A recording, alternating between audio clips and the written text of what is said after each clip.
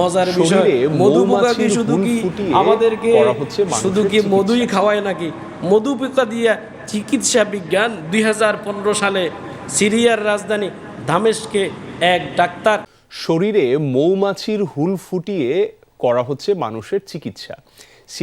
সিরিয়ার একটি ক্লিনিকে দেখা মিলছে এমন দৃশ্যের। ব্যথা উপশম সহ বেশ কয়েকটি চিকিৎসার জন্য দেয়া হচ্ছে মৌমাছির হুল থেরাপি। চিকিৎসায় ব্যবহার করা হচ্ছে মধু সহ পতঙ্গটির অন্যান্য উপাদানও। এরই মধ্যে এই চিকিৎসা পদ্ধতি বেশ জনপ্রিয়তা পেয়েছে। তার ঈসা মোদাহ মৌমাছি দিয়া চিকিৎসা তিনি মধু পোকা দিয়ে আরম্ভ করছে। সুবহানাল্লাহ। মধু পোকা নিয়ে আপনি তো মধু পোকার কামড় খাইলে আমরা হসপিটালে চলে যাই, তিনি হসপিটালে রুগী এই না মধু পোকার কামড় খাওয়ায়। আমেরিকান $500 খরচ নিয়ে তিনি চিকিৎসা করে। সুবহানাল্লাহ। আমেরিকান $500।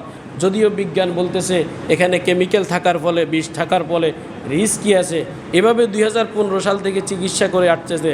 এজন্য নতুন নতুন তথ্যে, নতুন নতুন গবেষণা, এগ্রিকালচার সিস্টেম মানুষ প্রয়োগ করতেছে। আস্তে আস্তে মানুষ বিকল্প চিন্তা খুঁজতেছে। চায়নার মাথার বুদ্ধি ঢুকছে। চায়না বড় কমলাকে ছোট করে ফেলছে, চায়না ছোট বড়িকে বড় বড়ি ফেলছে।